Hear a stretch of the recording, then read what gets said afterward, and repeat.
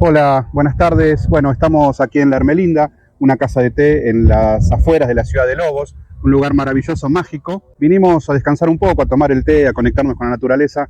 Aquí hay un tema de elementales, que es algo que vamos a ver más adelante. Bueno, el tema que vamos a trabajar hoy es muy especial. Es un tema que es complejo a veces hablarlo.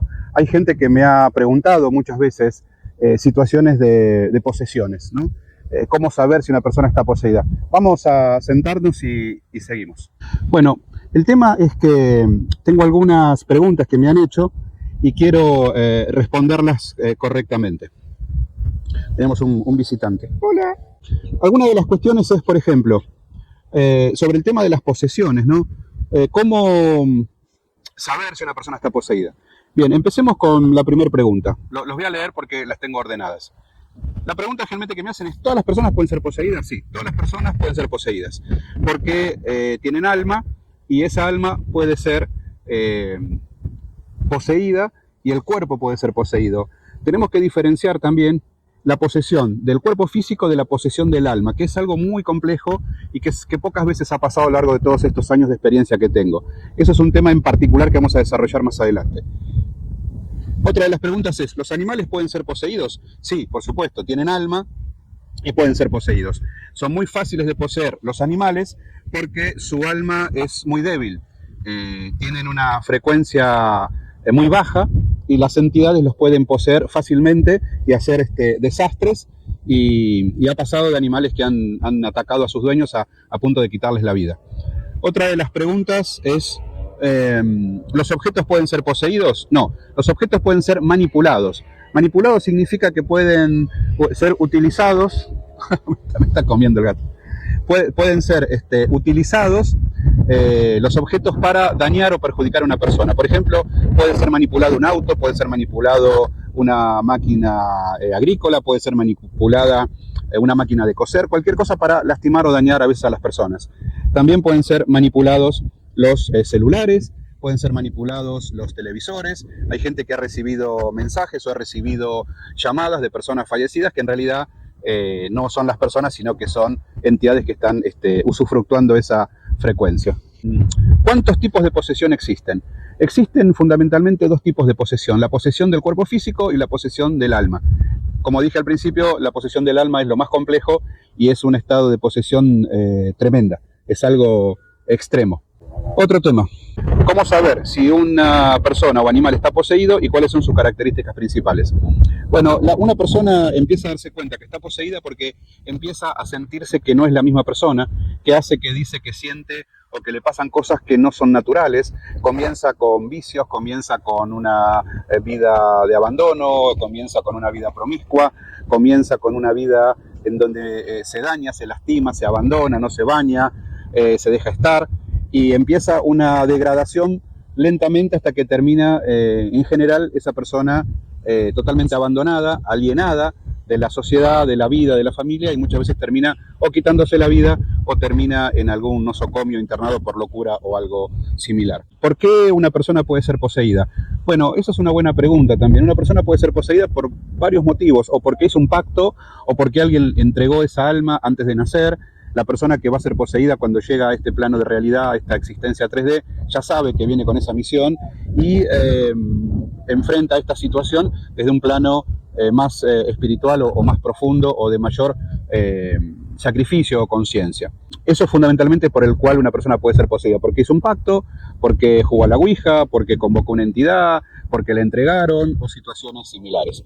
Y un animal también, porque mucha gente entrega el alma de animales, entrega a los animales antes de sacrificarlos para que sean poseídos. ¿Qué pasa cuando una persona poseída no hace nada al respecto para mejorar y quitarse esta contaminación? Bueno, lo que pasa es, como dije al principio, la persona termina alienada, termina enferma, termina enloquecida, termina agrediendo a su entorno, a su familia, a sí misma, y muchas veces quitándole la vida a las personas cercanas hasta quitarse la vida a sí misma. Me ven mover la mano porque hay un gatito acá que está re mimoso y lo estoy acariciando. Otra pregunta es, ¿sirven las cruces, agua bendita, oraciones, estampitas, crucifijos y demás cuando una persona está poseída? O sea, si una persona poseída se le acerca un crucifijo, una estampita o agua bendita, ¿reacciona? No, en general no reacciona. no pasa absolutamente nada, no, ni las estampitas, ni el agua bendita, ni un crucifijo. Son objetos que per se en sí mismos no tienen nada, no importa si viene del Vaticano, si viene del Papa o si viene del rabino o de quien venga, los objetos en sí no tienen nada que ver, no ayudan, ni las estampitas ni nada de eso, si no sería maravilloso, pero no funciona. Otra de las preguntas es, ¿a partir de qué edad una persona, por ejemplo, puede ser poseída?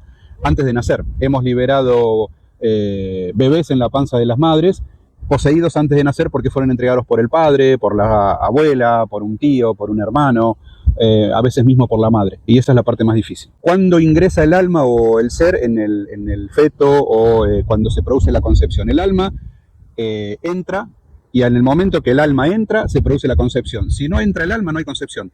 El alma o ser es lo que genera el salto cuántico de energía para que se produzca la unión del espermatozoide con el óvulo y se produzca el huevo cigota, donde a partir de ahí va a evolucionar el embarazo, el feto, hasta que se transforma en una persona. Ahora, algunas personas dicen, o por la religión, que el alma entra antes de nacer o a los 3 meses. No, el alma entra, digamos, yo siempre hablo desde mi experiencia, no tengo la verdad, tengo 37 años de experiencia. El alma entra en el momento que se produce la concepción, y la concepción se produce porque entra el alma. Si no entra el alma, no hay concepción. No entra después ni nada de eso. Ese es un tema muy importante. Otra pregunta, ¿cuántas entidades pueden poseer al mismo tiempo a una persona o animal? En un animal, generalmente uno o dos, que es lo que hemos visto. En una persona hemos liberado cerca de 100 entidades. Siempre son 1, 2 o 3 principales de alto rango y después las demás son todos lacayos y pueden ser hasta 100 o más. Hasta ahora lo más que hemos liberado son 3 entidades demoníacas de alto rango y después casi 100 lacayos. ¿Por qué algunas liberaciones espirituales o exorcismos funcionan durante un corto periodo y después todo es peor y la persona poseída empeora rápidamente, muchas veces hasta perder la vida de forma violenta o quitar la vida en forma violenta de su familia y después quitarse la vida de sí mismo? Porque no hay un trabajo de conciencia de las personas que hacen esa liberación o exorcismo. No tienen el rango espiritual, no tienen el conocimiento de las entidades, repiten fórmulas. Es como el que repite una receta. Si yo quiero hacer una tortilla y hago una receta y hago la tortilla, me va a salir lo más parecido posible. Pero estoy haciendo una receta, no estoy trabajando desde un lugar de creación pura, sino que estoy haciendo una receta. La mayoría de la gente sigue una receta religiosa, sigue una receta espiritual o naturista, pero no tiene que ver con el conocimiento propio del rango o frecuencia espiritual de la entidad que está afectando y de la persona que quiere hacer esa liberación. Por eso nosotros, con el rango espiritual que tengo y el que tenemos con mi equipo, podemos hacer todas las liberaciones que hacemos, ya sea en presencia o a distancia, porque justamente hemos logrado ese nivel de frecuencia vibracional. ¿Cuándo es el mejor momento para realizar un exorcismo o liberación espiritual de una persona? Lo antes posible, porque cuanto más avanza la contaminación o la posesión, es más difícil sacarlo. Es como una infección. Si lo agarras a tiempo no pasa nada, y si lo agarras tarde es muy complicado, Pero siempre nosotros tenemos 100 sobre 100 de los exorcismos o liberaciones que hemos hecho. Preferimos decirle liberaciones más que exorcismo porque el exorcismo tiene una connotación religiosa católica y no tiene que ver con eso. ¿Qué se necesita para ser un exorcista? Un trabajo profundo con uno mismo, autoconocimiento absoluto, una alimentación sana, una vida tranquila, trabajo interior permanente y un profundo estado de conciencia y conexión con el todo. Llamémosle Dios, el universo, frecuencia absoluta, como le quieran llamar. ¿Los extraterrestres? Esto es una pregunta interesante. ¿Los extraterrestres pueden poseer a las personas o animales? Sí, totalmente. Muchas de las veces que hacemos las liberaciones no son entidades espirituales negativas, sino que son entidades, digamos, no humanas, que están en una frecuencia o rango de conciencia más elevado o densidad más elevada que el ser humano. No son espirituales, pero sí pueden interferir a las personas.